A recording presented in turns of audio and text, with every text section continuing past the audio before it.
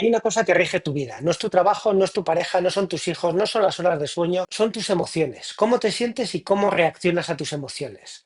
¿Cómo reaccionas cuando estás alegre? ¿Cómo reaccionas cuando estás triste? ¿Cómo reaccionas cuando estás enfadado?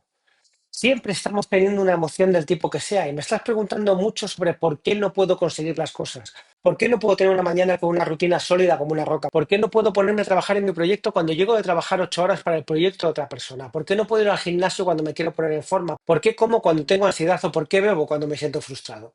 Y todo se reduce a tus emociones, a cómo las sientes y cómo las gestionas.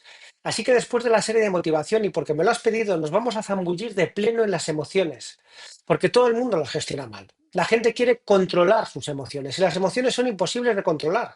Como muchos se pueden gestionar y unos pocos las pueden usar a su favor. Y después del episodio de hoy, tú serás uno de esos pocos. Según diferentes estudios, hay más de 250 emociones diferentes.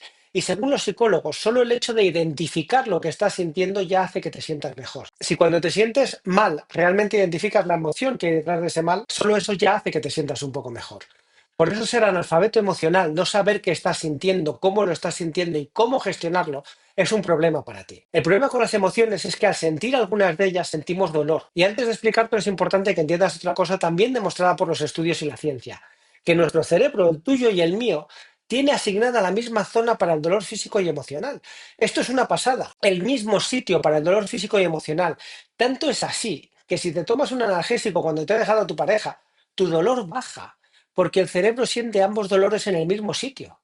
Por lo tanto, para nuestro cerebro, cuando tengo una sensación de ridículo y cuando me puede dar un zarpazo, un oso, al nivel más básico es lo mismo. Por eso mucha gente divide las emociones entre positivas y negativas, porque causan dolor y nuestro cerebro lo entiende como que te vas a morir, pero no va por ahí. Y digo que nuestro cerebro lo entiende como que te vas a morir porque para nuestro cerebro el dolor es igual a muerte.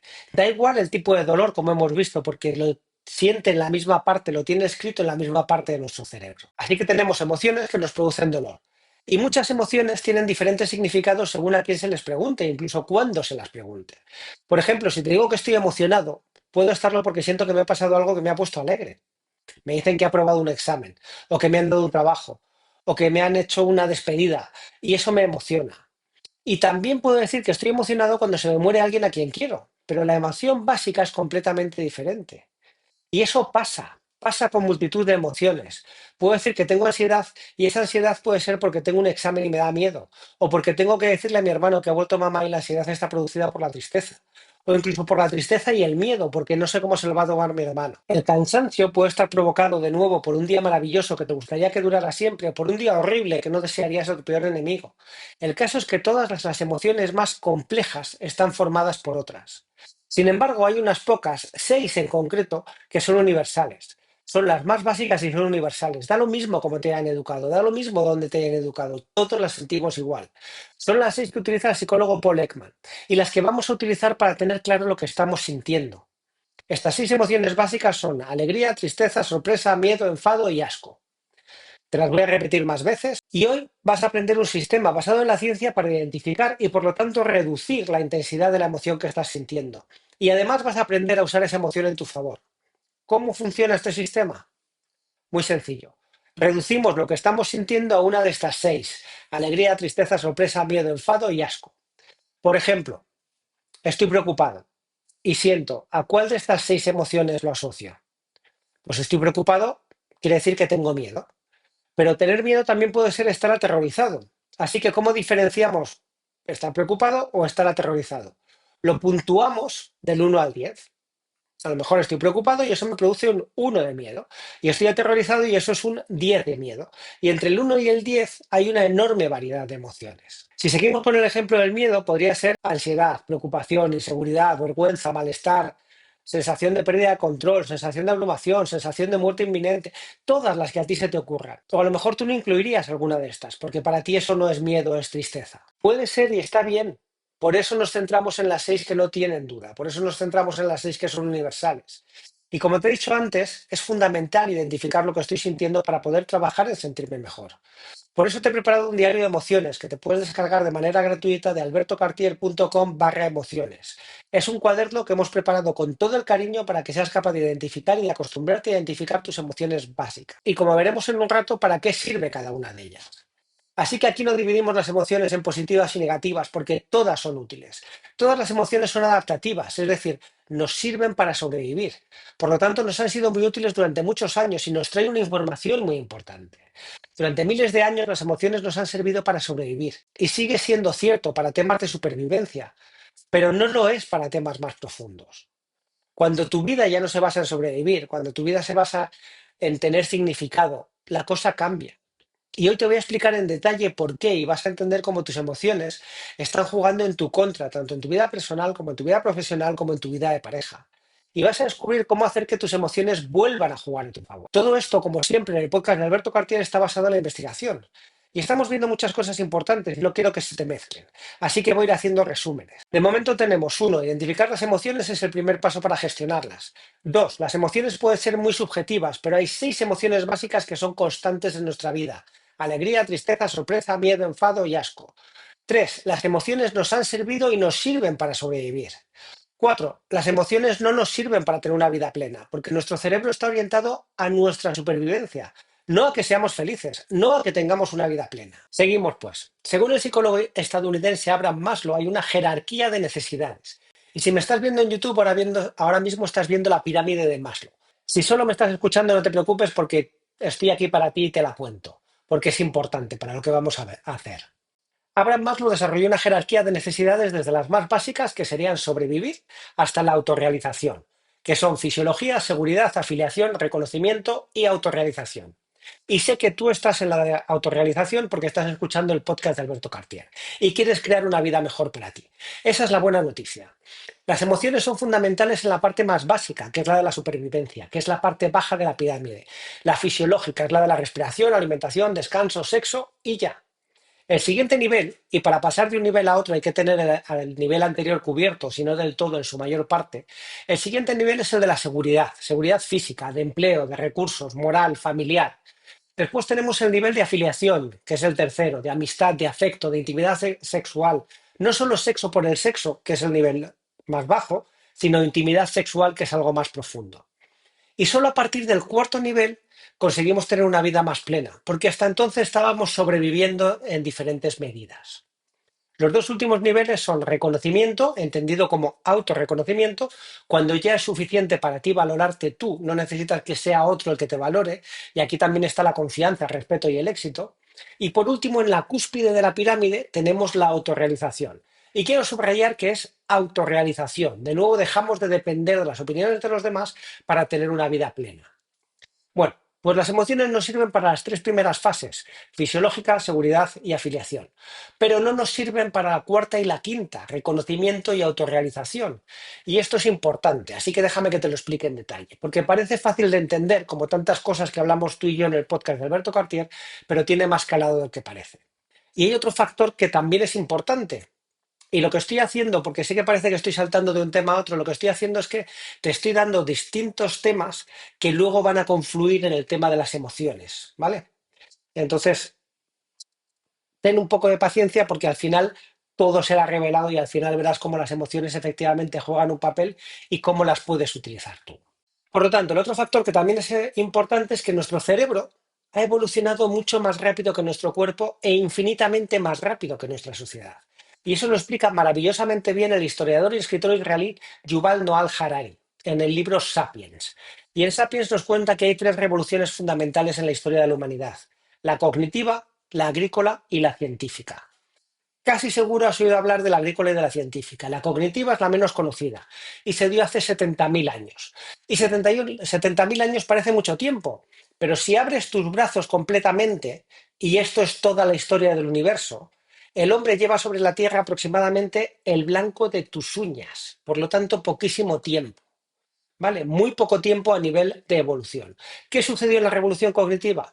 Que fuimos capaces de hablar de cosas abstractas. Más allá de cosas concretas como lluvia, caza, peligro inminente, conseguimos empezar a hablar de cosas abstractas. Y aún más importante, empezamos a asignar significado a esas emociones. Y por lo tanto sentimos no solo la emoción, sino nuestra interpretación sobre esa emoción. De todas formas, esto lo vamos a ver en profundidad en los próximos episodios porque es el diálogo interno. Y vamos a hablar mucho del diálogo interno y de las cosas que yo me estoy contando y cómo eso influye en cómo siento una emoción. Vamos con esto. Lo importante para no despistarnos es que ese lenguaje simbólico nos permitió avanzar tecnológicamente mucho más rápido de lo que habíamos avanzado hasta ese momento. Por ejemplo, fuimos capaces de crear barcos, aunque fueran barcos rudimentarios uniendo juncos con lianas, para pasar de tierra firme a una isla que estaba lo suficientemente lejos como para no poder llegar nadando. Antes, cuando los animales solo dependíamos de la evolución, para hacer este tipo de trayecto tendríamos que haber desarrollado aletas, tendríamos que haber esperado a que la nariz migrara a la parte superior de la cabeza, como le ocurrió a los cetáceos, y entonces podríamos haber nadado y ya no podríamos haber salido en la otra isla, a menos que fuéramos anfibios. Es decir, las cosas se medían en millones de años y nosotros fuimos capaces de hacer eso mucho más rápidamente. Y lo mismo pasó con el resto de nuestra tecnología, desde la más primitiva hasta la más moderna. De repente nuestro entorno, nuestra vida, nuestra realidad evolucionaba mucho más rápido que nuestro cuerpo o que nuestra mente. Por eso nuestro cerebro, en esta sociedad superindustrializada y supercomunicada, sigue reaccionando como si viviéramos en las cavernas hace 6 millones de años y todavía no fuéramos ni siquiera Homo sapiens. Porque nuestra amígdala, nuestro cerebro reptiliano, sigue tomando el control y reaccionando así. Y por eso cuando siento miedo a hablar en público, siento que me puedo morir, porque la caverna me puede rechazar, la tribu me puede rechazar, y entonces me quedo solo en medio de la sabana y palmo. Pero eso ahora no sucede así. Lo que pasa es, según las cosas que hemos ido viendo, que el cerebro interpreta el dolor físico y el dolor emocional en el mismo sitio. Además, no se ha desarrollado como para saber que no estamos en hace 70.000 años y sigue reaccionando cuando entramos en estrés, cuando entramos en modo de lucha, huida o quedarnos paralizados, como si estuviéramos en la sabana. Y ahora eso no pasa. Entonces yo ahora, aunque lo haga fatal, no me voy a morir. Sin embargo, dolor lo hago fatal, igual a muerte, y me genera esa ansiedad que no me la genera algo real, no me la genera que haya un león ahí donde tengo ese miedo, ese terror y efectivamente es por algo que está sucediendo. Me lo genera una situación que yo me invento del futuro. Así que de nuevo mucha información y no te preocupes porque te tengo cubierto. Lo más importante, nuestro cerebro no va al ritmo de nuestra vida. Vamos a aprovechar, vamos a hacer una breve pausa para que escuches un mensaje de nuestro patrocinador, que es importante porque permite que te traigamos estos episodios a coste cero. Y al volver vamos a ver cómo aplicar las enseñanzas de Maslow a la vida moderna y a nuestras emociones, porque nuestras emociones son mentira. Y es importante saber qué emociones son verdad y cómo usarlas para tener una vida plena. Y nuestro patrocinador de hoy es Hard Rocks. La ciberseguridad es uno de los sectores con mayor demanda de empleo. Y en Hard Rocks puedes desarrollar las habilidades prácticas que buscan las empresas, desde hacking ético hasta programar de manera segura. Te preparan para destacar en el mercado laboral. Por tiempo limitado te he conseguido un 25% de descuento en todo Hard Rocks con esta oferta exclusiva para oyentes del podcast de Alberto Cartier. Tienes que ir a www.hardrocks.com/hackers, tienes el link en la descripción y metes el código de descuento exclusivo Cartier25. Invierte en tu futuro hoy. Bienvenido de vuelta, soy tu amigo Alberto y hoy tú y yo estamos sumergidos en una clase magistral sobre las emociones, de dónde vienen y cómo usarlas a nuestro favor. Hasta ahora hemos visto, uno, identificar las emociones es el primer paso para gestionarlas. Dos, las emociones pueden ser muy subjetivas, pero hay 6 emociones básicas que son una constante en nuestra vida: alegría, tristeza, sorpresa, miedo, enfado y asco. Tres, las emociones nos han servido y nos sirven para sobrevivir. Cuatro, las emociones no nos sirven para tener una vida plena, porque nuestro cerebro está orientado a que sobrevivamos, no a que no a que seamos felices o que tengamos una vida plena. Y cinco, nuestro cerebro sigue reaccionando como cuando vivíamos en la prehistoria. Seguimos. Volviendo a Maslow, en su pirámide las emociones funcionan hasta el tercer nivel, es decir, hasta el reconocimiento. El reconocimiento ya no. Y como hemos visto tú y yo, cada vez estamos más en autorreconocimiento y en autorrealización. Y ahí las emociones, en plan bruto, sin procesar, nos sirven menos. Pero para eso necesitamos saber para qué sirve cada una de estas emociones y a qué pregunta corresponde cada una de estas emociones. Y vamos a meternos directamente ya con las emociones. Vamos a empezar con las emociones básicas. Y empezamos, por ejemplo, con el miedo. El miedo responde a la pregunta: ¿estoy en peligro? ¿Necesito prepararme más para algo? Y su función principal es activarnos para huir, protegernos o quedarnos congelados ante una amenaza. Eso es el miedo. Y eso está también en el cuaderno que te puedes descargar de albertocartier.com/emociones. O sea que no hace falta que tomes notas, ¿vale? Lo tengo todo ya preparado para ti, ya me he ocupado de todo. El enfado. El enfado responde a la pregunta: ¿siento que otra persona o yo ha traspasado un límite? Y la función principal del enfado es defendernos, proteger lo que valoramos, restablecer ese equilibrio. La siguiente emoción, la tristeza, responde a la pregunta, ¿siento que he perdido algo importante para mí? Y la función de la tristeza es procesar la pérdida, buscar apoyo, replegarnos para sanar. La emoción de la alegría, esta que nos gusta tanto, responde a la pregunta, ¿esto me gusta o me beneficia? Y la función es reforzar conductas positivas, vincularnos con otros y aumentar el bienestar. Como veremos, hay veces que hace esto y que nos sirve a nosotros para lo que nosotros queremos y hay veces que no lo hace y que va en nuestra contra. Pero de momento vamos a ver a qué respuesta corresponde, a qué respuesta da información cada una de las emociones.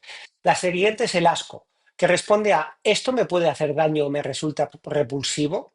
Y la función principal es alejarnos de lo tóxico, de lo dañino, de algo que es contrario a nuestros valores. Y por último tenemos la sorpresa. ¿Ha ocurrido algo inesperado?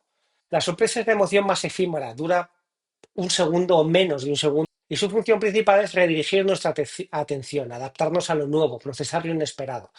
A nuestro cerebro le encanta la sorpresa, la utilizamos muchísimo para aprender. La sorpresa es una parte fundamental del humor.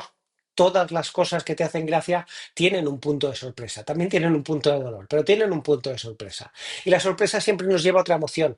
Cuando decimos que una sorpresa es buena, nos lleva a alegría, nos lleva a algo que nos gusta. Y cuando decimos que una sorpresa es mala, nos lleva a miedo, nos lleva a tristeza. Como funcionamos en este estado binario de bueno y de malo, que realmente no nos sirve para tener una vida plena, calificamos, como decía antes, las emociones en buenas y en malas, cuando realmente son emociones agradables o desagradables, cómodas o incómodas, pero todas son importantes. ¿Qué hacemos con toda esta información? ¿Cómo aplicamos toda esta información de las emociones? Porque si recuerdas en la pirámide de Maslow, tú no estás preocupado por tus emociones. Tú estás en modo de supervivencia, necesitas encontrar qué comer, necesitas encontrar qué dormir, dónde dormir, necesitas hacer una serie de cosas que está súper claro porque tienes que hacer lo que tienes que hacer en el trabajo, aunque sea un trabajo injusto, aunque sea un trabajo desagradable, aunque te estén explotando, porque es eso o no comer, es eso o dormir en la calle. Pero, y este es un gran pero, cuando ya tienes lo básico, empiezas a hacer un caso a tus emociones menos elevadas, a las que solemos llamar negativas, a las que son desagradables, que no te has permitido atender antes porque es más importante el tener que comer que sentir vergüenza por pedir o aguantar humillaciones porque si te echan del trabajo te quedas en la calle. Entonces vamos a ver en profundidad estas 6 emociones básicas, alegría, tristeza, sorpresa, miedo, enfado y asco, y cómo cada una de ellas te puede ayudar en vez de pararte y hacerte sentir mal. Y vamos a empezar con la alegría, esa que llamamos una emoción positiva, simplemente porque es más cómoda de sentir que otras emociones. Y aquí en el podcast de Alberto Cartier preferimos llamarla así, una emoción cómoda, porque como hemos visto ya todas las emociones son positivas, adaptativas, nos han servido para sobrevivir. Y todas las emociones llevadas al extremo nos hacen un flaco favor. Y lo vamos a ver justo después de estas palabras de nuestros patrocinadores que nos ayudan a traerte este episodio sin coste para ti. Y hoy tenemos algo muy especial porque nos lo va a contar una amiga muy querida que hace años tuvo el detalle, de forma totalmente generosa como era ella, de darnos esta información tan importante que te va a ayudar a gestionar mejor tus emociones. Y digo era porque desgraciadamente Piedad murió hace unos años. Pero hoy, con permiso de su marido Julián, recuperamos aquella grabación y tenemos el privilegio de que la maravillosa Piedad nos cuente esto. ¿Y por qué es importante que nos lo cuente Piedad? Porque Piedad era psicóloga y coach con más de 20 años de experiencia, con cientos de clientes de coaching y de pacientes, y una de sus áreas de especialización era la gestión emocional. Con un trabajo muy importante en su propia vida con coaches y psicólogos, Piedad se dedicó a trabajar con jóvenes en riesgo de exclusión. Así que volvemos enseguida. ¿Buscas traducciones perfectas, a tiempo y con un toque personal? En ITA Traducciones, cuidamos tus proyectos como si fueran nuestros. Con la dedicación de los pequeños y la profesionalidad de los grandes, hacemos que tus traducciones sean rápidas, fáciles y de máxima calidad. ITA Traducciones, donde la excelencia es nuestro idioma. Visítanos en itatraducciones.com. Bienvenido de vuelta, soy tu amigo Alberto Cartier y estamos hablando de usar las emociones a nuestro favor y por qué esto es importante. Con personas que realmente necesitan aprender a gestionar sus emociones, porque muchas veces la otra opción era dejar de vivir esta vida. Y Piedad nos lo trae de la forma familiar y cercana que le era característica. Así que vamos a ver primero lo que Piedad tenía que decirnos sobre la alegría y luego profundizaremos aún más. Y además Piedad nos regaló y te regala a ti ahora un ejercicio práctico para gestionar y conocer mejor tus emociones. Así que atento porque no tiene desperdicio. Simplemente lo que voy a hacer va a ser explicaros las diferentes emociones a vuelo pluma porque tiene muchísima más profundidad, pero por lo menos aquellos aspectos que a nivel más inmediato se pueden detectar y que nos pueden también ayudar a identificar, bueno, pues comportamientos o emociones en las personas con las que estemos, ¿vale? Vale, pues mirad, a ver, os cuento. Pediros un papel, un boli, para poder hacer algo que es esto, ¿vale? Esto es un cuadrante que se divide en seis espacios y que yo le doy el nombre de ser yo me emociona, ¿vale? Entonces, esto significará que pues ser Pilar me emociona, ser Carmen me emociona, ser Ara me emociona, ser Juanjo me emociona, ¿vale? Entonces, todo lo que yo os vaya contando en la sesión de hoy, lo que os voy a proponer luego es que cada uno de vosotros lo que haga sea un chequeo emocional, que significará ser yo me emociona, y en el que os voy a invitar a que cada uno de vosotros pues identifique situaciones de su día a día, de su forma de ser, de su vida, de su entorno, de lo que sea, que le genera alguna de estas emociones. Estas emociones que aparecen aquí son las primarias, que son la alegría, la tristeza, el enfado, la sorpresa, el miedo y el asco, ¿vale? Las de la película de Al revés, que si la podéis ver, de hecho, es una película muy clara y muy bien estructurada para poder hablar de todo lo que tiene que ver con las emociones. Sí. Esa película es una película súper bien estructurada para poder entender las emociones. Luego os voy a recomendar también una peli que se llama Alegría, Tristeza. Si podéis verla, además en estos días es muy interesante que se pueda ver, ¿vale? Alegría, Tristeza. Y luego una película que también está en Netflix ahora que se llama Loco por ella, ¿vale? Donde también, bueno, pues, bueno, es una comedia romántica española, pero bueno, que tiene un puntito muy interesante, ¿vale? Vale, pues mirad, vamos a empezar por las diferentes emociones. La primera que yo os he puesto aquí es la alegría, ¿vale? Es la primera que os he puesto. ¿Cuándo aparece la alegría? Aparece cuando las cosas salen bien. Entonces, cuando sale bien, pues aparece la alegría. La alegría es, al igual que el resto de emociones, es adaptativa, aparece cuando hay una situación que se puede y como adaptación a esa situación que estoy viviendo, hay una emoción que parte. Es una emoción que además es algo inmediato, es algo espontáneo, no me lo pienso, sale. ¿Qué sucede? Cuando lo paso por el pensamiento, se convierte en un sentimiento. Y estas 6 emociones que están puestas aquí son bajo la teoría de Paul Ekman, ¿vale? Que es un estudioso de ello, y que son las 6 emociones básicas, universales. Es como los colores primarios en plástica, en artística, en pintura. Los colores primarios luego se van juntando y dan lugar a los colores secundarios, y en este caso dan las emociones secundarias, o dan también lugar a lo que serían los sentimientos, ¿vale? Entonces, son todas adaptativas y empezando por la alegría, bueno, pues aparece cuando las cosas salen bien y está muy vinculada con sentimientos como pueden ser el positivismo, el optimismo, la iniciativa, el emprendimiento, la resolución de los conflictos desde una parte alegre es mucho más fácil porque ves más alternativas, ¿vale? Es algo que te genera fluidez, te permite desde una posición más optimista poder identificar más rápidamente posibles situaciones, ¿vale? Esto lo dejo un poquito así en remojo porque una mirada optimista de las cosas nos puede sacar de la realidad. ¿Por qué? Porque no pone el equilibrio, ¿vale? Entonces es muy importante tener esa mirada que te pone en predisposición, pero esa mirada también hay que tenerla con cautela. Entonces, se genera serotonina. Cuando estás alegre se genera serotonina, que te proporciona felicidad, ¿vale? De hecho, la mayoría de los antidepresivos lo que son composiciones que tienen serotonina química para poder generar este tipo de sustancia luego a nivel cerebral, ¿vale?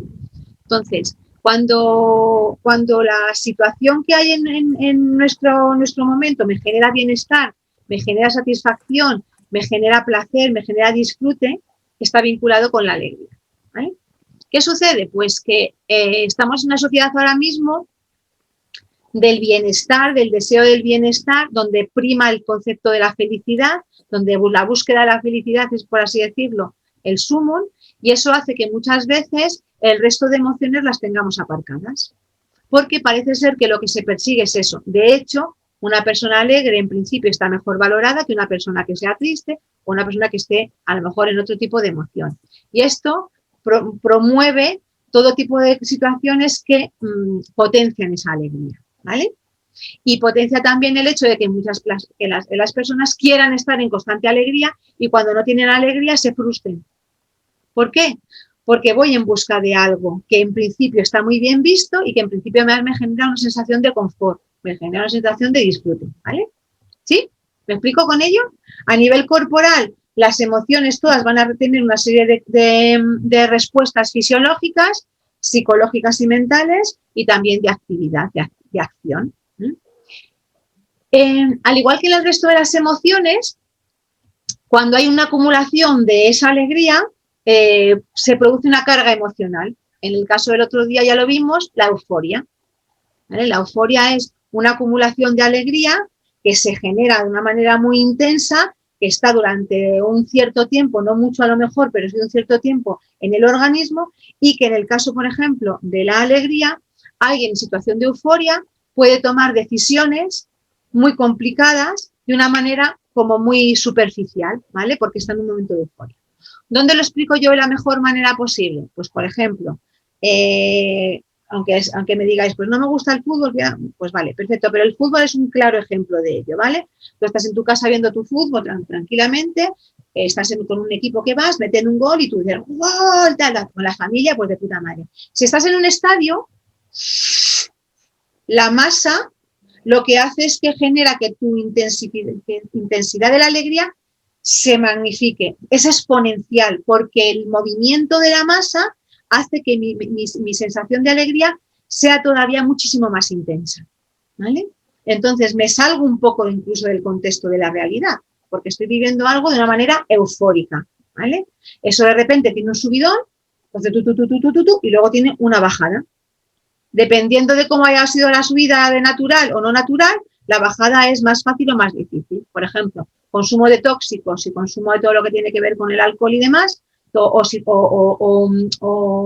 actividades estas que me dan muchísimo subidón de alegría, ¿vale?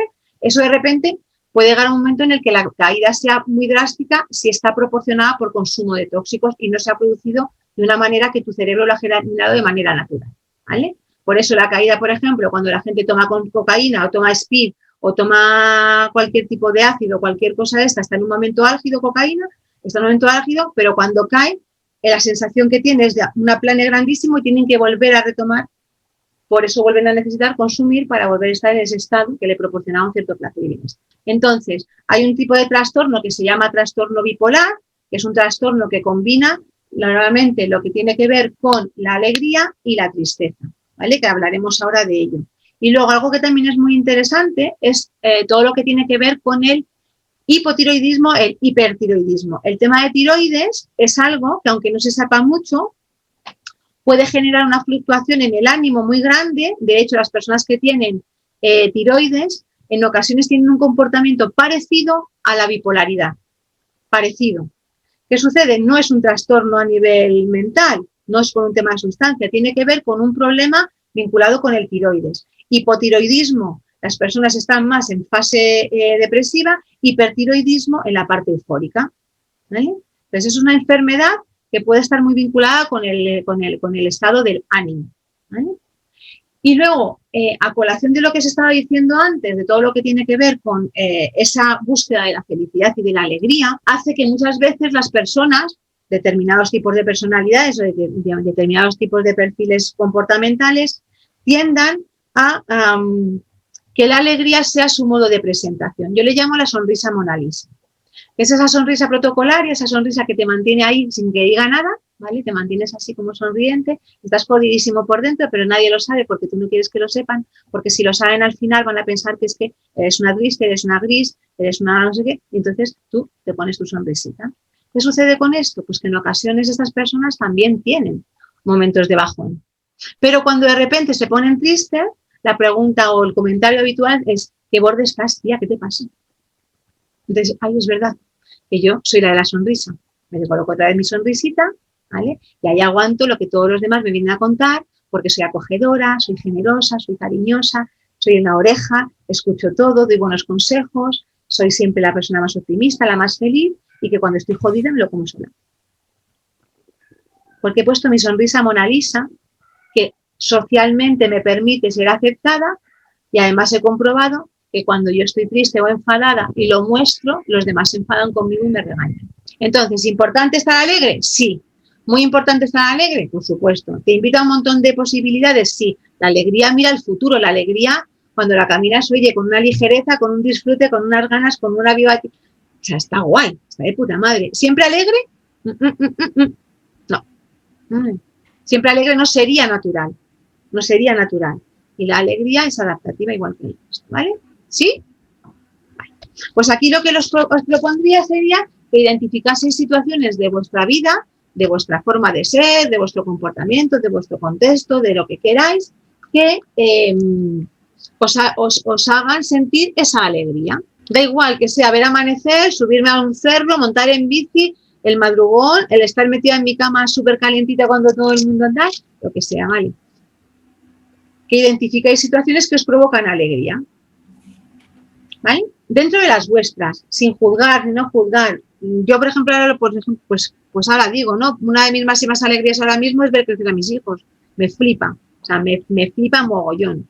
Verle los pelos en las piernas, los granos que tienen, que están casi igual de altos que yo, ese cambio de voz, o sea, a mí me pone mogollón. O sea, me genera una alegría brutal, brutal. Es algo muy sencillo, pero a mí me da subidón tremendo. O sea, no llego a la euforia, pero me da un buen chute y además me sorprendo muchas veces mirándoles con alegría. Bueno, pues cositas así, desde simples a cosas más profundas, a lo mejor que cada uno pueda llegar a, ¿vale? Me sigue emocionando ver a Piedad. Y el caso es que la alegría, como ves, nos sirve para reforzar comportamientos, pero también, como nos contaba Harari en Sapiens, nuestro cerebro sigue funcionando como si estuviéramos en la sabana, en la selva, en las cavernas. Por eso, incluso con una emoción como la alegría, que nos resulta tan cómoda porque está diseñada para eso, tenemos que tener cuidado. Y un ejemplo muy bueno es la comida. La alegría nos indica que algo nos beneficia y que lo hagamos más. En el caso de una madre cuidando a su hijito es maravilloso y permite que un ser humano se ocupe realmente de otro que realmente no le es útil para nada. Un ser humano que solo pide, pero la alegría de verle feliz, la alegría de simplemente estar con ese ser humano maravilloso, permite que la madre y el padre hagan cosas que no harían por nadie más. Por otro lado, las cosas que están dulces también nos producen esa sensación de alegría, y si no gestionamos la emoción nos pasaríamos todo el rato comiendo dulces. Sé que a mí me pasaría. Porque cuando estábamos en las cavernas había muy pocas cosas dulces. Con un poco de suerte una higuera llena de higos maduros, que duraba poquísimo, porque todos los animales, racionales o no, que pasáramos por allí, comíamos todo lo que podíamos, porque era una cosa puntual. Ese famoso un día es un día, que por aquel entonces era verdad. Pero ahora no lo es. Ahora puedes ir todos los días a por un litro de helado, a por una hamburguesa, a tomarte cualquier otro alimento, que tomado muy de vez en cuando puede ser bueno o puede no ser malo, pero que cuando es una parte de nuestra dieta por su alto contenido de azúcar, de grasas o de ambos, simplemente nos está matando. Así que, spoiler, nuestras emociones nos dan información, pero si no las pasamos por el filtro de nuestra corteza prefrontal, de nuestro razonamiento, pueden estar haciéndonos un flaco favor. Vamos ahora con la tristeza, y de nuevo nos lo explica perfectamente Piedad. Bueno, me voy a pasar a la tristeza, a hablaros de la tristeza. En este recuadrito, yo lo que os propondría sería que buscaseis situaciones de vuestra vida, de vuestro comportamiento, vuestra forma de ser o de lo que sea, que os provoquen tristeza, ¿vale? Que os provoquen tristeza. Entonces, la tristeza está vinculada con la pérdida. Cuando alguien pierde algo, pues en principio aparece la tristeza, porque si lo pierdes es algo que tenías y que ya no lo tienes, ¿vale? O también está vinculada con cosas que añoras tener, Entonces te pones en situación de carencia y en la carencia aparece un poquito de tristeza. Hay una serie de acontecimientos vitales que se identifican un poquito, por así decirlo, de una manera como un listado de cositas que provocan tristeza para que las tengamos muy en la cabecita. Entonces, por ejemplo, cosas que provocan tristeza, os voy a ir enumerando, también incluso porque si en ocasiones os vienen padres o madres o tíos o lo que sea que tienen a cargo hijos, esa situación se puede dar y entonces esa situación puede generar tristeza. Entonces os voy a hacer como una especie de listadito de cosas que generan tristeza como de forma adaptativa para que las tengáis en la cabecita, ¿vale? Por ejemplo, separación de la pareja. Cuando se separa la pareja aparece la tristeza porque aparece un sentimiento de fracaso. El sentimiento de fracaso es la pérdida del éxito. Yo había apostado por esta pareja, he depositado en mi confianza, de repente me voy a separar de esa persona, veo que la situación se está deteriorando y aparece la tristeza. Estoy perdiendo o la ilusión o el entusiasmo, estoy perdiendo la confianza, lo que sea, se va perdiendo, aparece un sentimiento de fracaso. Ese sentimiento de fracaso pues hace que yo tenga tristeza, pérdida del concepto de éxito, si lo pudiésemos vincular con esto, ¿vale? Vale, pareja. ¿Qué pasa cuando de repente, además de la pareja, hay retoñillos? Cuando tenemos niños también, pues que al igual que los papás están en este caso con tristeza y otro tipo de sentimientos, independientemente de que separarnos sea la mejor decisión que podemos llegar a tomar, eso no deja de generar una cierta tristeza en todos los hijos. Independientemente de que se tenga claro que con la separación se va a conseguir una mejora, ¿vale? No siempre se produce, pero bueno. Entonces, ¿qué sucede? Bueno, pues yo lo explico de la siguiente manera, ¿vale? Os hago aquí un dibujito en un papel que tengo, os hago así un dibujito, ¿vale? Así lo represento yo para que yo lo pueda explicar. Este es mi contexto social, familiar. Solo por si esto lo estás escuchando y no viendo en YouTube, aquí Piedad ha dibujado una casita, la casita típica de un triángulo con dos patitas, que es su unidad familiar. Y explica lo que sucede si se quita una de esas patitas, que es que la casa se cae. Dejo que siga ella. En mi casa, eso se sustenta en mi padre y en mi madre, ¿vale? O papá y mamá, papá, o sea, lo que sea la pareja, ¿no? En este caso. Entonces, si de repente uno de ellos se marcha, se desestabiliza. Yo había puesto mi confianza en este papá y esta mamá, que son los míos, y de repente uno de ellos se marcha, deja de estar. Entonces, al marcharse, deja un hueco, deja un espacio en la casa. De hecho, yo lo simbolizo de la siguiente manera, ¿vale? Cuando los niños llegan a casa, en una familia en la que están todos, por ejemplo, pues ya, hola papá, hola hijo, hola mamá, hola hija. Cuando hay una separación es, hola papá, o hola mamá, y no hay respuesta. Como no hay respuesta, ese silencio es carencia, ¿veis? Esa respuesta a mi hola papá que antes había y ahora no le hay, o a la mamá no lo hay, aparece como un vacío. En la mesa, antes éramos 4, ahora somos 3, no aparece ropa de esta persona por la casa, aparece, ¿vale? Hay algo que yo le echo de menos, independientemente de que, insisto, sea lo mejor que haya podido tomarse como decisión, pero la tristeza aparece.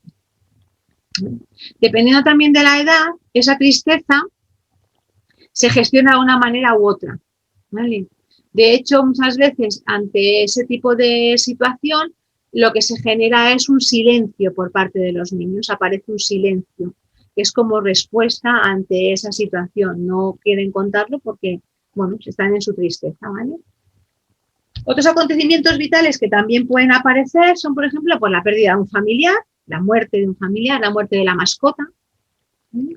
Un cambio de domicilio, un cambio de lugar de residencia, porque dejas atrás cosas que antes tenías, ¿vale? Y entonces, bueno, pues la enfermedad es sinónimo de tristeza, es pérdida de salud.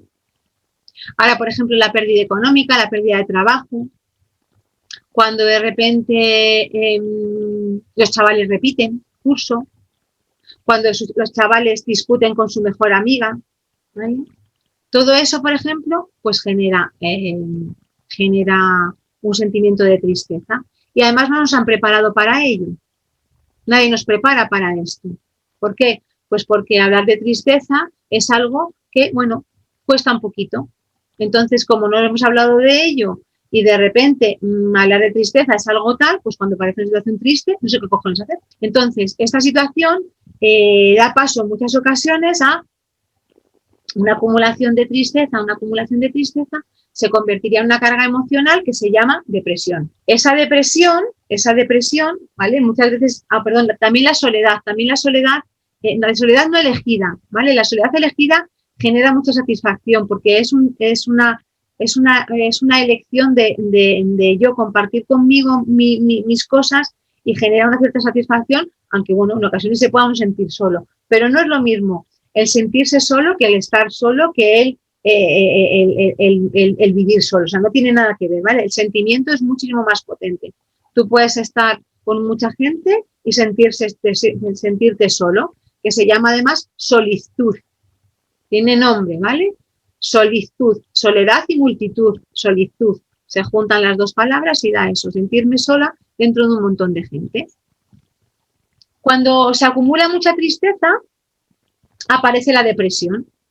Entonces, la depresión puede ser endógena o exógena, endógena o exógena. Endógena, tengo un vacío existencial, ¿vale? Tengo un vacío existencial, un vacío que hace que yo no tenga ilusión por vivir. He perdido la ilusión por vivir, por eso estoy triste. He perdido la ilusión, estoy triste. He perdido la esperanza, estoy desesperanzado. Esa situación de depresión nos puede llegar a tomar decisiones drásticas, que es lo que el otro día, por ejemplo, os comentaba con el tema del suicidio, ¿vale?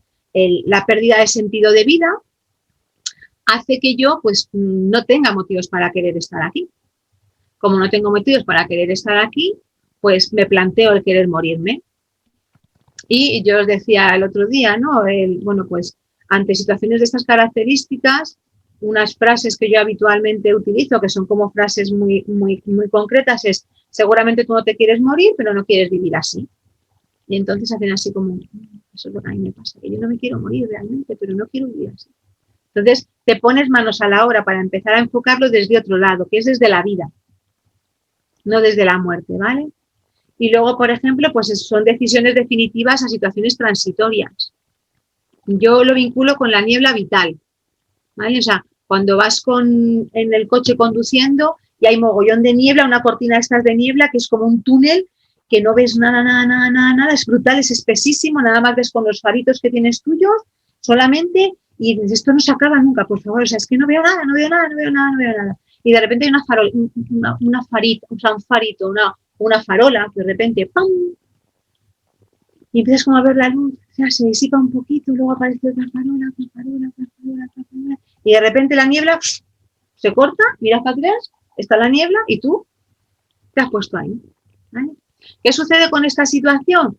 Pues que para poder transitar por la niebla te hace falta tener fuerza, y la tristeza te la quita todo. La tristeza te hace caminar lento, te hace caminar mirando hacia abajo. Cuando caminas con tristeza, tu cuerpo no tiene fuerza y necesitas fuerza para poder transitar por la niebla. Si no la tienes, es muy complicado que llegues, aunque todos los demás te digan, pero si es que fíjate, si es que si caminas ya, pero es que no tengo fuerza. O sea, no tengo fuerza, no tengo energía, he perdido mi energía, he perdido mi ilusión, he perdido mi esperanza, he perdido mi sentido de vida, he perdido todo, no puedo, ¿vale? Entonces yo aquí, dentro de que respeto todas las ideas y todas las cosas, yo sí que os quiero trasladar desde aquí, ¿no? Mi planteamiento, que es el mío, y simplemente le dejo aquí un poco porque, bueno, como estoy dando la sesión, pues lo cuento un poco desde mi perspectiva también, ¿no? La necesidad en ocasiones algunas personas acudir a tomar medicación para poder transitar por esa niebla de una manera que le permita ir cogiendo hábito para luego poder caminar después de esa niebla, o incluso para poder transitar los últimos pasos de esa niebla. Hay personas que no tienen la fuerza, a lo mejor, que otras personas pueden llegar a tener para poder ponerse rumbo a ello. Entonces yo, por ejemplo, pues en este caso os recomiendo un documental, una entrevista muy buena, Évole, que se llama Uno de cinco, me parece que es uno de cada cinco, uno de cinco, que la podéis ver, es maravillosa, que junto con la película, ¿no?, de Alegría, Tristeza, pues ahí tenéis mucha información vinculada con esto. Yo soy de las que considera que tienes que estar siempre medicado, no, pero en ocasiones hace falta un puntito que te regule esa parte que te está faltando ahí, te da el empujoncito, crear hábitos, y esos hábitos luego te generen inercia, y esa inercia de repente te ponga en funcionamiento. Entonces, yo os lo cuento porque desde mi planteamiento, yo que he sido alguien durante muchísimo tiempo que pues no lo consideraba como necesario y que pensaba que había que sacarlo de otra parte y tal, pues es que hay personas que no pueden. Entonces, o se mueren porque toman la decisión de que no pueden, o entre una cosa y la otra, pues oye, yo soy de esta idea, ¿no? Si estás queriendo morirte y te vas a suicidar, o te puedes tomar algo para que te ayude un poquito para poder, pues, mi opinión, ¿vale? Pero es mía, y luego ya cada uno desde la suya que decida. Pero yo sí que os lo quería un poco trasladar también desde mi desde mi experiencia de gente. Yo nunca mando a la gente tomar las medicaciones, sino que vayan a un médico y que se lo tome, siempre compaginándolo con apoyo psicológico y desarrollo personal. O sea, si lo dejas nada más en mano de eso, fíjate, no haces nada. No haces nada, porque lo que ayuda es lo que tú haces durante todo ese proceso. Si no haces nada más que tomar una medicación, olvídate de que eso, una vez que dejas de tomarlo, tienes solucionado. Porque es el proceso lo que te espera, ¿vale? La tristeza, por otra parte, genera adicción. Adicción. ¿Desde dónde lo cuento? ¿Por qué digo que crea adicción? Pues porque, fijaros, a pesar de que sea una situación que genere un cierto malestar, te pone en una situación en la que te quedas contigo mismo, bicho bola, en la que estás ahí alejado del resto y estás como en comunión contigo, ¿no? Entonces estás jodido, pero genera cierta adicción. Dependiendo del tipo de personalidad que tengas, genera más adicción o menos. Si tienes un tipo de personalidad pues mucho más bucólica, más nostálgica, más romántica, esa parte te va a embriagar, o sea, te va a seducir completamente.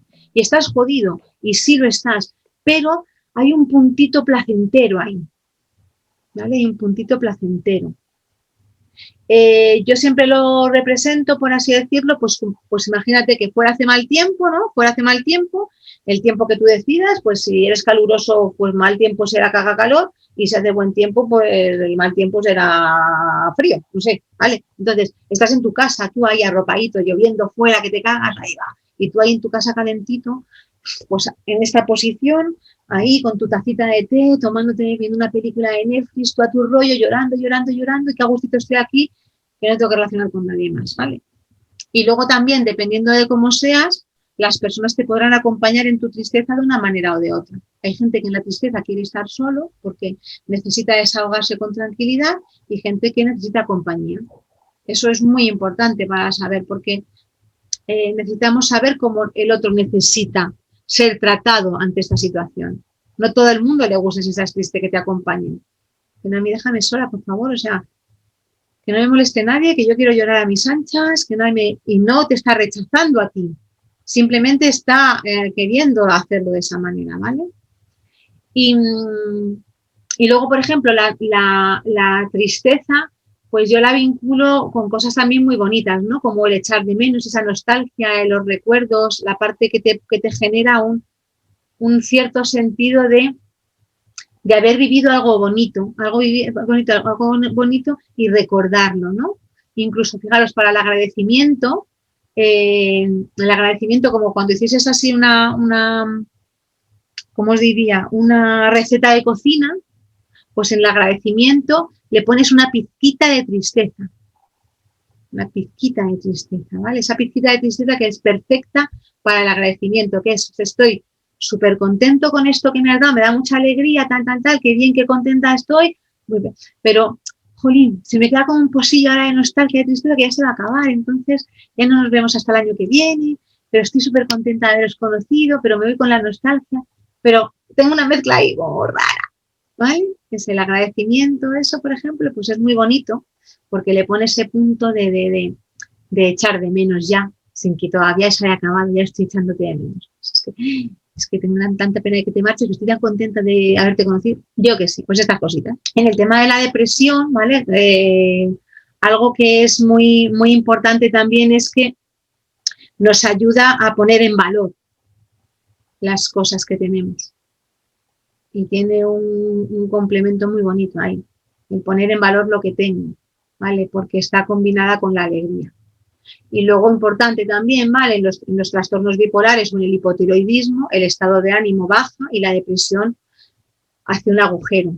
Yo fijaros, por ejemplo, en la tristeza a veces lo vinculo con el vacío, ¿vale? El vacío. Esta parte me gusta también hablarla en ello, el vacío, aquí, el vacío. Cuando alguien tiene un sentimiento de vacío existencial, de vacío, de pérdida, yo les hago que lo rellenen de todo lo que está el vacío lleno, ¿vale? Entonces empieza la soledad, la frustración, el sentimiento de rechazo, la incertidumbre, las dudas, el dolor, el sufrimiento. Fíjate tú, coño, pues es que vamos, si tienes todo eso aquí lleno, de tu vacío está lleno de todo eso, lo raro sería que estés alegre. Es normal que estés triste, ¿vale? Es el único momento en el que hay algo que está lleno, que es el vacío, lleno de cosas que me quitan. Y como está lleno de cosas que me quitan, estoy triste, porque todo es pérdida. Lleva parejo un comportamiento corporal, lleva parejo un caminar diferente, lleva parejo un montón de historias, ¿vale? ¿La tristeza está muy ligada a la frustración o es más el enfado? Sí, ahora os lo voy a explicar con eso aparte, ¿vale? Justamente eso que acabas de decir. Ahora vais a ver un poquito cómo se llega un poco hasta ahí, ¿vale? Cómo se llega un poquito hasta ahí y también a la inversa, ¿vale? También a la inversa. Pues nos vamos al enfado. Vale, yo lo que os voy a proponer va a ser eso, que llenéis este espacio de esas cosas que a vosotros de vuestra vida os genera tristeza, ¿vale? Pudiendo llegar hasta la depresión en un momento determinado, algunos de vosotros, ¿vale? Y demás. Y tiene que ver siempre con la pérdida. Cuando tengas ese sentido, ¿qué has perdido? ¿Qué has perdido para que tú puedas? He perdido mi identidad, he perdido mi ilusión, he perdido mis sueños, he perdido mi tiempo, ¿vale? Esa sensación, por ejemplo, de fracaso, esa pérdida de tiempo, por ejemplo, muchas veces en familias, como cuando aparece esa ruptura, ¿no? Esa ruptura de pareja y tal, pues muchas veces he perdido el tiempo con esta persona, ¿no? Y el caso es que, como ves, la tristeza es una emoción que mucha gente llama negativa y no lo es. Sí es cierto que la emoción de la tristeza puede ser incómoda y por eso dividimos las emociones en cómodas e incómodas, porque no se puede negar que la tristeza es incómoda, pero no es negativa. Necesitamos sentir tristeza y hemos necesitado sentir tristeza porque es fundamental en nuestra vida como seres sociales. La pregunta de la tristeza, ¿qué siento que he perdido? La tristeza responde a ¿qué siento que he perdido? Y es importante, y como veremos varias veces a lo largo del episodio de hoy, no siempre sabemos lo que estamos sintiendo. Como somos amigos, te comparto una experiencia personal que me sirve para ilustrar lo siguiente. Todos tenemos emociones preferidas, que no quiere decir que nos haga sentir bien, pero que nos hacen sentir menos mal que la emoción que estamos evitando. En mi caso, y esto muchas veces está dividido en energía masculina y energía femenina, en la energía masculina, a los hombres nos enseñan que una emoción válida es el enfado. ¿Y cómo nos enseñan esto? Pues como enseñamos esto a nuestros niños, siendo aprobadores o rechazando la emoción. En el caso de los niños y el enfado, está bien que un niño se enfade, porque demuestra que tiene carácter, y eso hace que el niño vea que enfadarse es bueno. Sin embargo, cuando el niño llora, muchas veces se le dice, no llores, los hombres no lloran, ¿qué eres? ¿Una niña? Y otro montón de formas de invalidar esa emoción. ¿Qué conseguimos con eso? Que el niño entienda, que interne, que llorar es malo y que enfadarse es bueno. Y por lo tanto aprende a hacer enfado, pero no aprende a hacer tristeza. Y con eso se pierde mucha información que su cuerpo le está intentando dar. Y esto pasaba muchísimo y sigue pasando mucho. Con la energía femenina suele ser al revés. Cuando una mujer hace enfado, eso está mal, porque las mujeres tienen que ser esas damiselas a las que salvar. Por lo tanto, se les premia cuando hacen tristeza, cuando hacen miedo.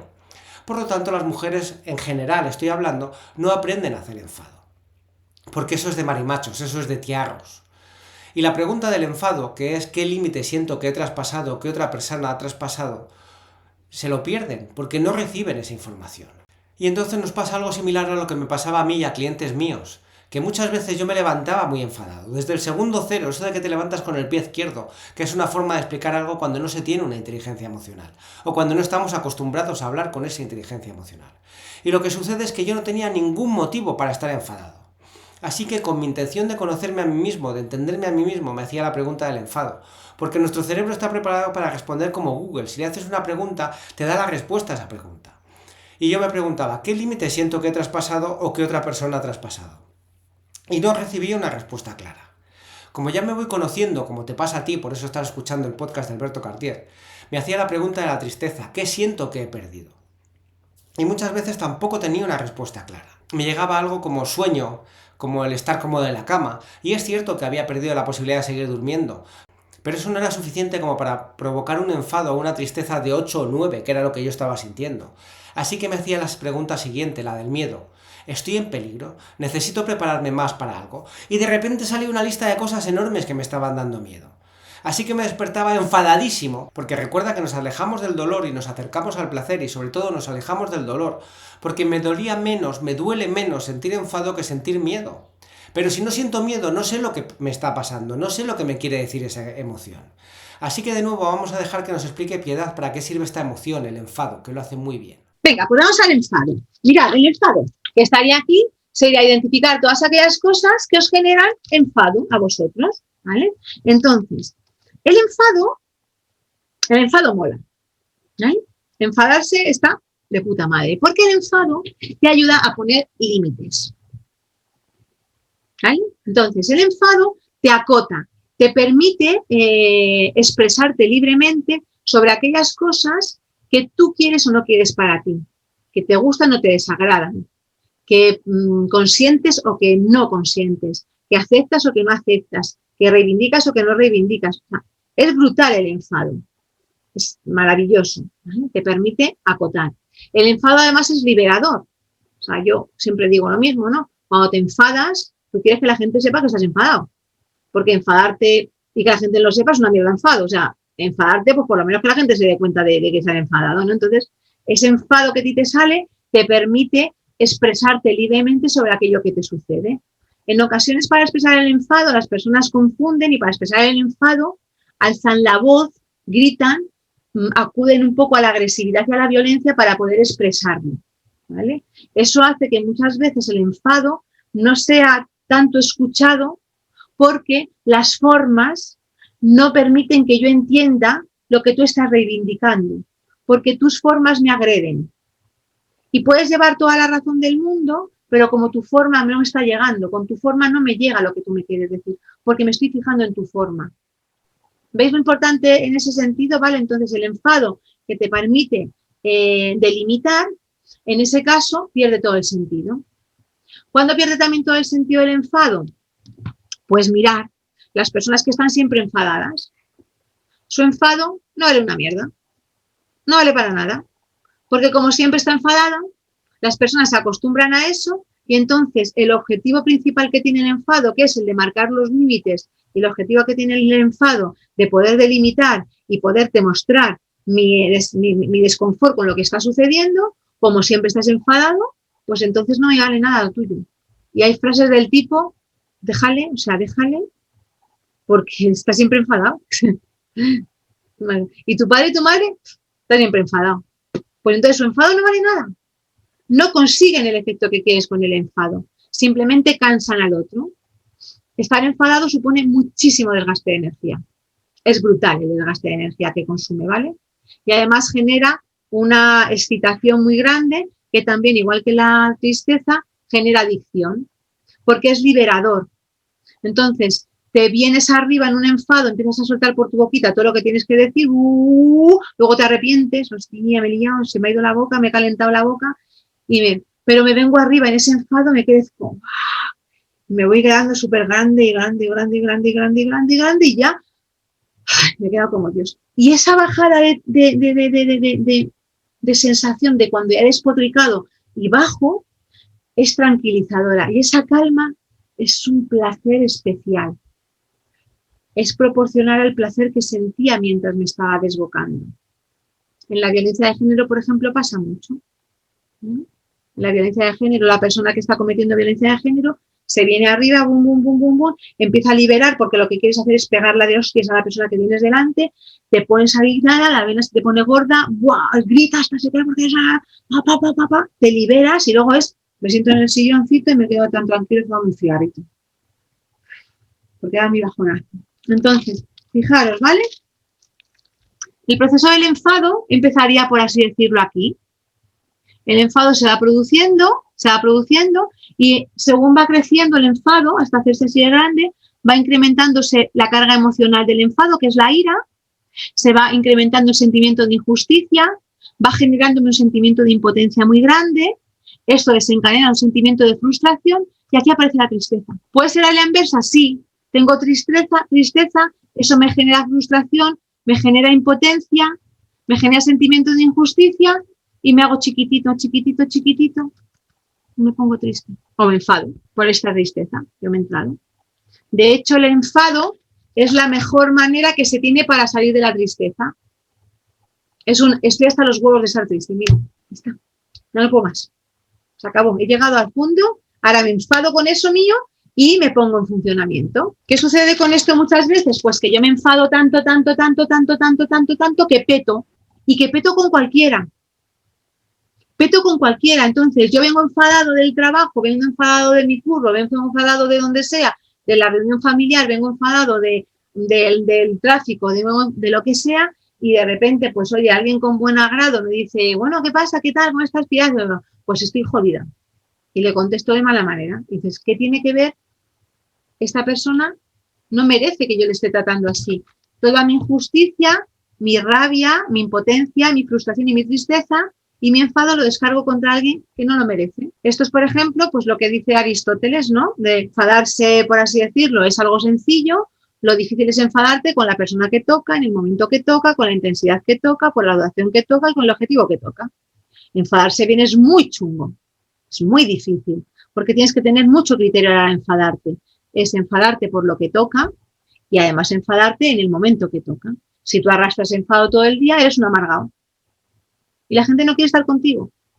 Porque toda la energía que tú necesitas para estar enfadado, me la quitas a mí. Y me genera un malestar enorme estar por todo el tiempo con alguien que está siempre enfadado. Porque me consume mucha energía, joder. Porque todo lo ve mal, porque todo siempre se está quejando, porque es que nunca pone de su parte. Y entonces me aburro de estar contigo, chaval, me aburro, eres un coñazo, estás siempre enfadado, paso. Mirad, muchas veces el enfado y la tristeza se mezclan. Y entonces algunas veces, en lugar de gestionar una situación que me está provocando tristeza por tristeza, la gestiono por enfado. O la gestiono por enfado, o la gestiono por enfado en lugar de gestionarlo por tristeza. O a la inversa, ¿vale? Entonces, lo que haya dicho, pero creo que lo he dicho mal las dos veces, bueno, pues tristeza por enfado, enfado por tristeza. Entonces, hay algunos comportamientos de personas que lo que realmente se encuentran es triste, pero tienen comportamientos que parece que están enfadados. Y eso genera un cierto malestar en las otras personas que no saben entenderlo, que no lo pueden entender. Por ejemplo, le pasa mucho a los adolescentes. Los adolescentes tienen mucha tristeza en ocasiones que la gestionan por enfado. Cuando pasaba lo de la casita de separaciones de padres, ellos están tristes muchas veces, pero empiezan a tener problemas en el instituto, les empiezan a echar de clase, empiezan a tener comportamientos de sobraetes, hay tristeza, les desbarra la tristeza, pero la gestionan por enfado. Si tenemos en cuenta además que la tristeza está mal vista y que el enfado está mejor aceptado, pues entonces tiro para allá. Si pensáis también algo que es, aunque no me guste mucho plantearlo así, pero es que es una realidad, ¿vale? O sea, una realidad por lo menos un poquito extendida, es que hay un tema de género también en este tema. El enfado está más permitido a los chicos y menos permitida la tristeza, y a las chicas está más permitida la tristeza y menos el enfado. Hay un tema de género ahí atrás, ¿vale? Entonces, si el chaval llora o pues incluso se llama nenaza, y si la niña se pone violenta, pues es que tiene unos comportamientos como un chicazo. Por ejemplo, así, un poco tópico, ¿vale? Pero para que nos quede como grabadito en la cabecita, ¿vale? ¿Alguna duda que tengas, Chiqui? Que yo creo que me ha costado enfadarme. Vale, cuando a alguien le cuesta enfadarse, ¿vale? A veces no necesitas enfadarte para poner límites, ¿vale? Pero el enfado está vinculado con también ahora con lo que el otro día estábamos hablando también del asco, ¿vale? Tiene que ver con límites y tiene que ver con principios y valores. ¿Qué sucede cuando alguien nos enfada? Pues que muchas veces aparece una sensación como que los demás no me tienen en consideración. Porque a la hora de ponerme firme y poder expresarme libremente, aunque el enfado ahí no tenga por qué estar, sí necesitas la fuerza del enfado. ¿Me explico con esto de necesitar la fuerza del enfado para poder reivindicar tu espacio y tu lugar? No te hace falta llegar a enfadarte, pero es como ese puntito de sal que yo os he dicho antes con el agradecimiento, un puntito de tristeza, hace falta ese puntito que te permite ponerte en tu lugar. De firmeza sería, ¿no? Eso es. Entonces, en la firmeza hay alegría porque hay un sentimiento de estar siendo consecuente con tus pensamientos, y hay un puntito de reivindicación. Es ese puntito chiquitín, chiquitín, chiquitín de enfado, que no es enfado como tal, sino simplemente se necesita la energía y la fuerza que te predispone esa reivindicación de tu espacio. Eres firme, no te hace falta estar enfadado, pero la firmeza, por ejemplo, es voy a hacer que no escuchas esto que me acabas de decir. O sea, yo voy a hacer que no escuchas esto que me acabas de decir. Entonces no hay enfado, pero hay firmeza. En esa frase, por ejemplo, que yo utilizo mucho con mis hijos, es, sé que lo has dicho, que sepas que no me ha gustado y que tienes otra oportunidad. Voy a hacer que no he escuchado lo que acabas de decir, sin alterarme, pero firme. Esto que haces no me gusta. Esto que estás haciendo no me gusta. ¿Hay enfado? No, hay firmeza, pero hay una seriedad en el tono que hace que ese tono mantenga clara cuál es mi posición y qué de tu posición no me está gustando. ¿Hay enfado? No, no hay enfado. Hay una reivindicación de mis límites. Por eso es tan poderoso. El enfado es proactividad. O sea, me pongo a ello. Vamos a ver, que nos han dicho en el departamento que no somos capaces de hacer esto. Que no somos capaces, vamos a ello. No me jodas que me viene a mí ahora otro a decirme que no soy capaz de no sé qué. Me pongo las pilas y en marcha. Y me ha jodido lo que me han dicho. Me ha enfadado, me ha herido en mi orgullito. Y mi orgullito se ha sentido resentido y me he enfadado con esto y te voy a demostrar que yo puedo hacer. ¿Me explico desde dónde? Es esa pizquita de sal que tienes que echar en la receta de cocina para que te salga esa tarta que dice, ¿qué tiene la tarta de Juanjo? Es que está tan rica, pues tiene una pizquita de sal. Ok, yo me suelo pasar con la sal. Pues entonces, al pasarte con la sal, lo que se puede llegar a generar es miedo, ¿vale? Cuando te pasas es miedo, y entonces las personas no te respetan por los límites que tú pongas, no tienen en cuenta eso, sino lo que ha generado. Entonces, el valor tan grande que puede tener un enfado, como es indiscriminado en ocasiones o es desproporcionado, ¿vale? Esa desproporción hace que las cosas no tengan sentido. Cuando de repente pasa algo de estas características o de este tamaño, y respondes como si fuese este. O sea, es que no me lo puedo creer, me cago en la puta, ¿dónde están las putas llaves? O sea, es que es impresionante, como si acabase ahora mismo de, pues, vamos a ver, de que te han robado 25 coches en el concesionario. La reacción es la misma, dicen, vamos a ver, solamente son unas llaves. Es que claro, joder. Entonces, cuando se te roban 25 coches en el concesionario es la misma reacción. Hay desproporción, no hay una proporción con eso. ¿Me explico con ello? Esa desproporción hace que tu enfado ahí es o aparece el miedo. Aparece el miedo, que es del que vamos a hablar ahora. Y aquí tengo poco que añadir, está claro lo que significa y para lo que sirve el enfado y cómo nos puede ser útil y cómo se nos puede ir de las manos. Y en general, cualquier emoción que esté sintiendo, cualquier emoción habitual, cualquier emoción que siento porque alguien me dice o ha hecho algo, si la puntúo del 1 al 10 y para saber qué es lo que hacemos para ver a qué emoción básica se refiere, si esa puntuación es de más de 5, no es sobre eso. Si alguien me pisa el pie en el autobús me puedo enfadar y le puedo decir, oye, ten cuidado, y pongo un límite. Y el enfado a lo mejor es de 1 o de 2. Pero si tengo el pie roto y estoy yendo hacia el hospital y me lo pisa con la misma fuerza sin querer, igual mi enfado es de 7 porque yo he sentido mucho más dolor. Y ahí mi enfado no es contigo por pisarme el pie, es por el dolor que ya sentía de antes. Y sucede lo mismo a nivel emocional. Si alguien me dice algo y yo tengo esa herida curada, por ejemplo, si alguien me dice todos los calvos son feos, como yo no tengo complejo de calvo, como no me molesta ser calvo, no me duele ni siquiera un 1, porque no hay una emoción que gestionar ahí. Sin embargo, si ahora que siento que he ganado algo de peso y que quiero perderlo, alguien me dice, has cogido unos kilitos, eso me puede doler más. Y depende de la cantidad de complejo de gordo que tenga yo, que me duela más o menos. Por lo tanto, no depende del comentario de la otra persona, depende de cómo yo lo vivo. Así que creo que es un buen momento para hacer una pausa y para que aproveches para compartir este episodio con alguien a quien realmente quieras y a que consideres que le puede resultar útil usar las emociones en su favor. Volvemos enseguida y nos metemos de lleno en el miedo, su utilidad y su gestión. Y nuestro patrocinador de hoy es Hard Rocks. La ciberseguridad es uno de los sectores con mayor demanda de empleo. Y en Hard Rocks puedes desarrollar las habilidades prácticas que buscan las empresas. Desde hacking ético hasta programar de manera segura. Te preparan para destacar en el mercado laboral. Por tiempo limitado te he conseguido un 25% de descuento en todo Hard Rocks con esta oferta exclusiva para oyentes del podcast de Alberto Cartier. Tienes que ir a www.hardrocks.com/hackers, tienes el link en la descripción y metes el código de descuento exclusivo Cartier25. Invierte en tu futuro hoy. Bienvenido de vuelta, soy tu amigo Alberto y estamos profundizando en las emociones básicas. Hemos visto la alegría con su pregunta, ¿esto me gusta o me beneficia? La tristeza, ¿qué siento que he perdido? El enfado, ¿siento que otra persona o yo ha traspasado un límite? Y nos metemos de lleno en el miedo, cuya pregunta te adelanto que es, ¿estoy en peligro? ¿Necesito prepararme más para algo? Y nos lo cuenta de nuevo Piedad. Pues vamos al miedo. Y aquí. Bueno, aquí os invitaría a que pusieseis cosas que os enfadan, ¿vale? Miedo. ¿Qué sucede con el miedo? Bueno, pues que el miedo, igual que el resto, es adaptativo, ¿vale? Sin el miedo, pues nos hubiésemos muerto todos. Entonces, ¿qué sucede con el miedo? El miedo está vinculado, bueno, perdón, dentro del enfado la ira os he dicho que era la carga emocional, ¿vale? Que es la que os he puesto además en el triangulito este. Bueno, el miedo aparece como modo de supervivencia, de entrada, de supervivencia. Es decir, si a mí algo me da miedo, me mantiene alerta, me mantiene en precaución, me mantiene precavido, me mantiene cauto ante ello, me mantiene en disposición de ver qué está pasando para ver cómo yo asimilo esa situación, ¿vale?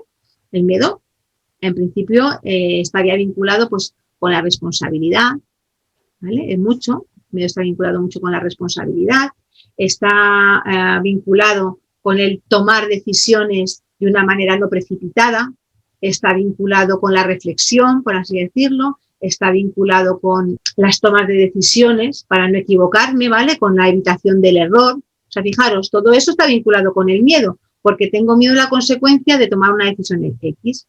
Entonces, ¿qué sucede? Pues que muchas veces el miedo nos lleva a paralizarnos. Nos lleva a paralizar o nos lleva a evitar situaciones o nos lleva, lo que sería un contrafóbico, a ir a por ello. O sea, me cago de miedo, pero yo allá que voy, ¿vale? Que es, por ejemplo, lo que a mí me dicen los chavales cuando de repente me dicen, Piedad, venía empresa por mí y ahí me quedé yo. Porque claro, si no soy un cobarde, digo, bueno, pues tú decides si eres un cobarde o un gilipollas. Tienes dos opciones, ¿vale? Entonces es, tío, si te vienen a por ti, sal por patas. Pero aparece el orgullo. Dicen, no, porque van a pensar que soy un cobarde. Entonces, ante esa tesitura, prefiero ser contrafóbico, es decir, sé que esto, pues a por ello voy. Son los perritos chiquititos que ladran a los perros grandes.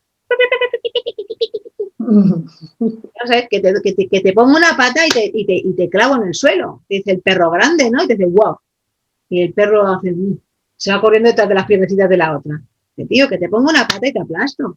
Pero el pequeñito quiere decir que estoy aquí. Entonces, antes de que a mí me pase algo, pues ya voy yo y me encargo de hacerte que a ti te pase algo, ¿vale? Por ejemplo, los bordes, las personas bordes, antipáticas como tipo borde, ¿vale? Que contestan de una manera como enfadada y que ponen ese límite, un borde, ¿vale? Imaginaros un borde de una mesa. A ver cómo lo hago yo para que lo veáis. Espérate. Un borde, ¿lo veis ahí? Vale, la esquina de una mesa. Un borde. Entonces, el borde, habitualmente, lo que genera en los otros es que, joder, le voy a decir algo y me contesta mal, me pido de su lado, porque un borde lo que hace es que te hace daño. Con sus comentarios y sus formas de decirte las cosas te hace daño. Entonces, un borde se instala un poquito en el enfado, pero se instala en el enfado habitualmente porque el borde protege el interior.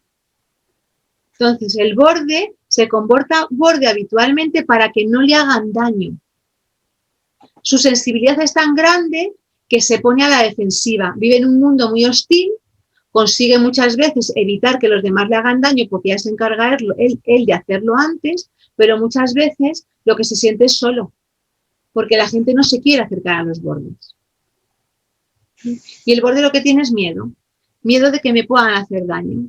Como tengo miedo de que me hagan daño, pues me protejo y me protejo desde ahí. Luego, el miedo, por ejemplo, está vinculado con la mentira, con los celos, con la envidia.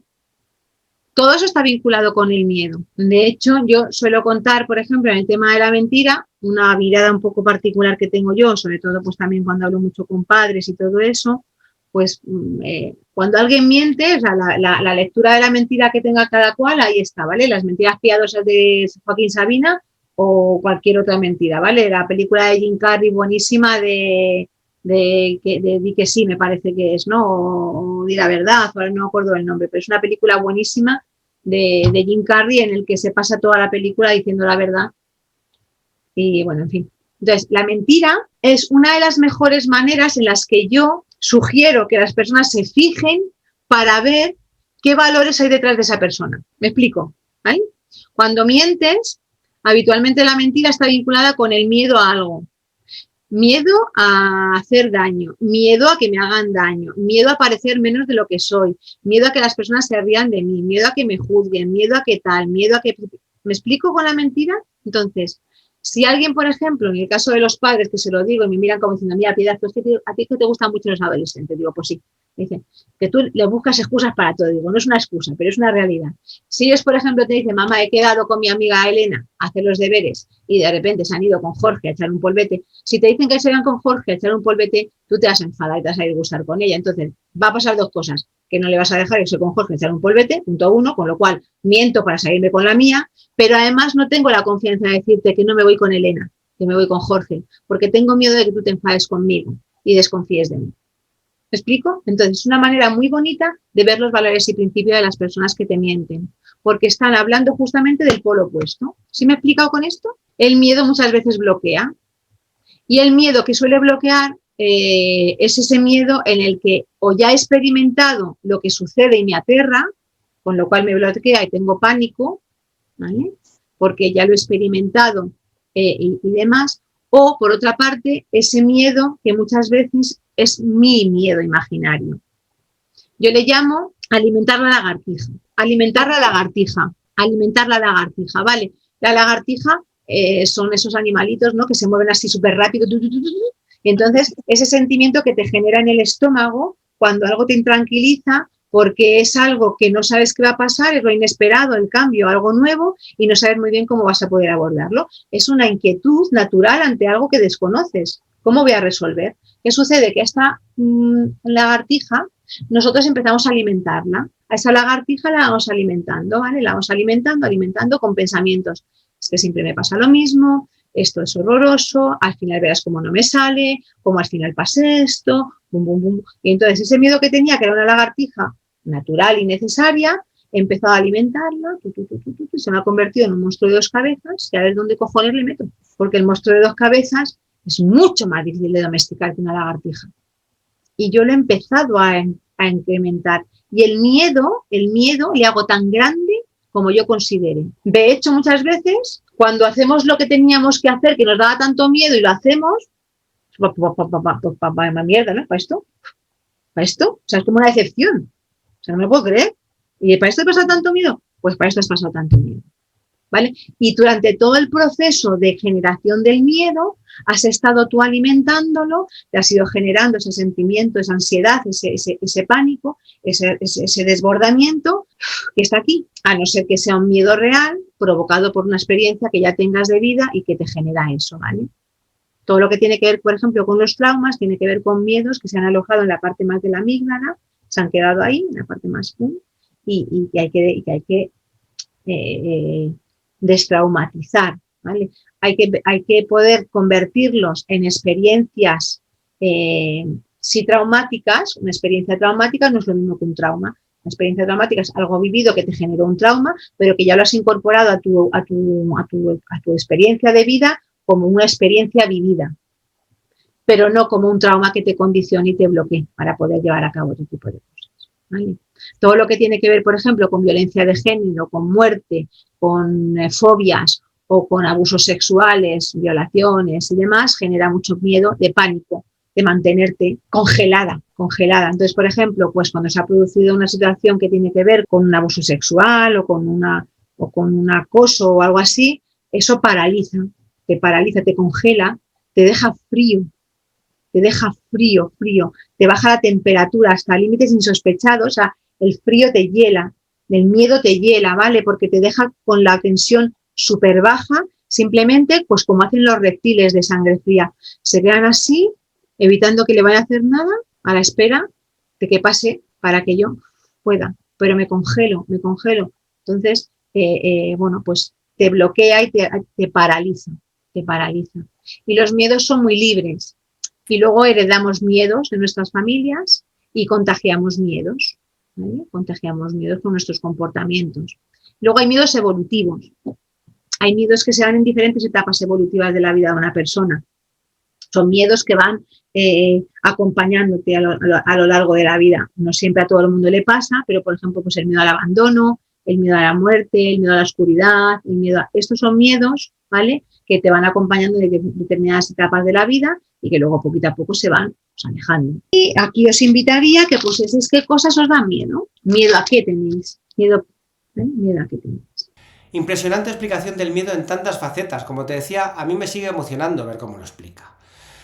Y el asco lo ha explicado antes, Piedad, brevemente, pero me gustaría volver a tocarlo antes de terminar con la sorpresa. El asco, como hemos visto, es la emoción más asociada a los valores, y la pregunta es, ¿esto me puede hacer daño o me resulta repulsivo? De la manera más básica, el asco tiene una función evolutiva clave, igual que el resto de emociones que tienen una función evolutiva. La del asco es protegernos de sustancias o situaciones potencialmente dañinas.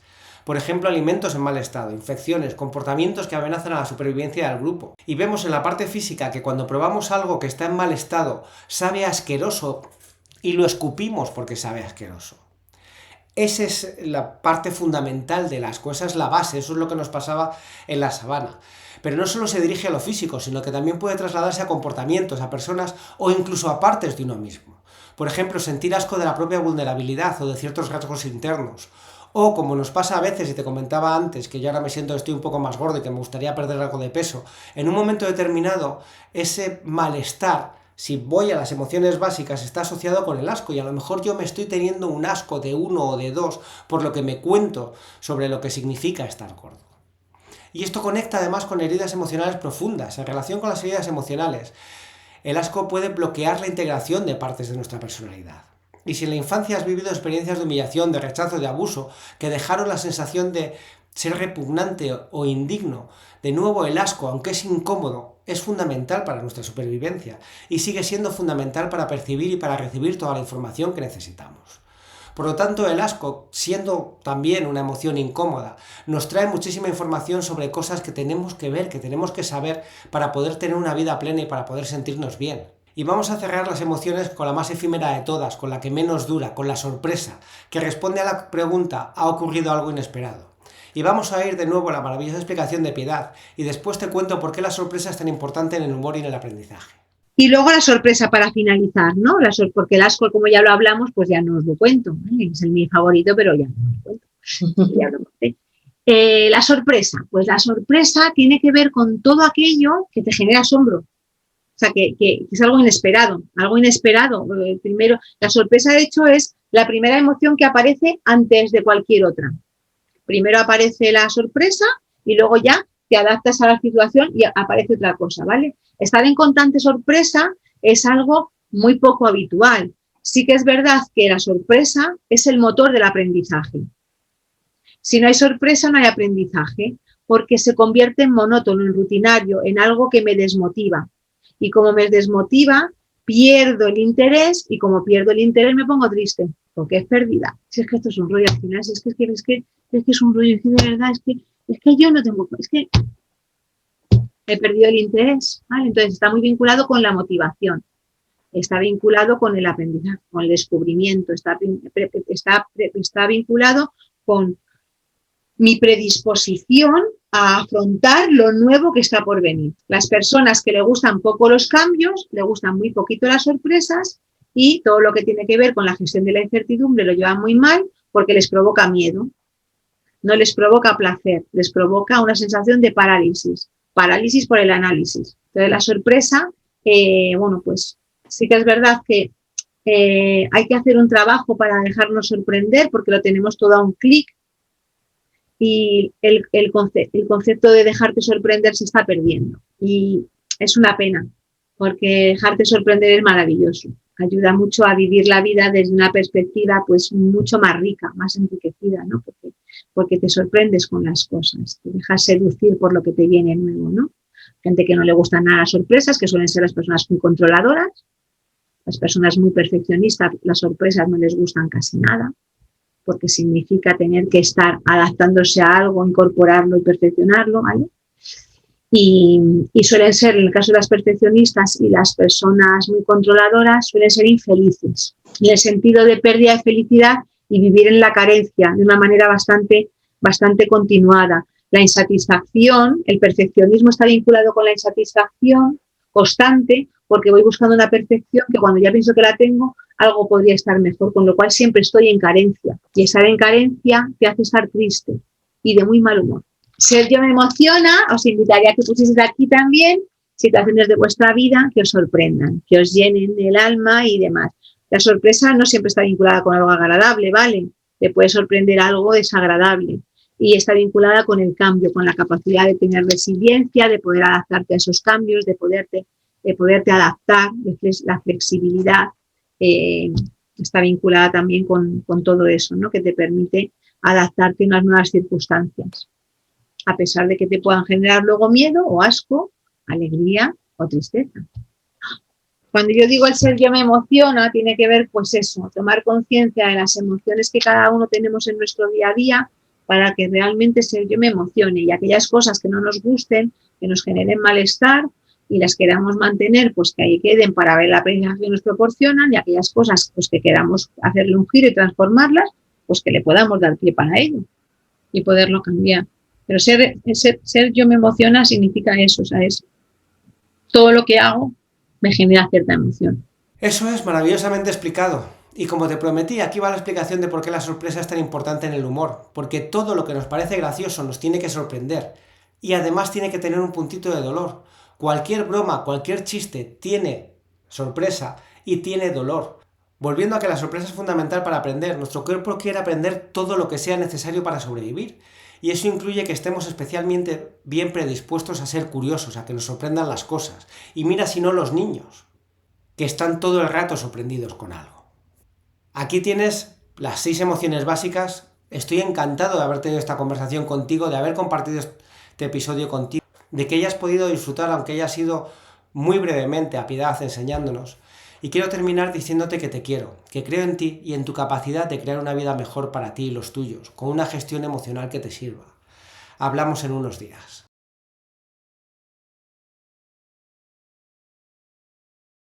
Ah, y una cosa más, la parte legal. Este podcast se presenta solo para propósitos formativos y de entretenimiento. No pretende sustituir consultas con el médico, con el psicólogo, con el psiquiatra, ni con ningún otro profesional cualificado.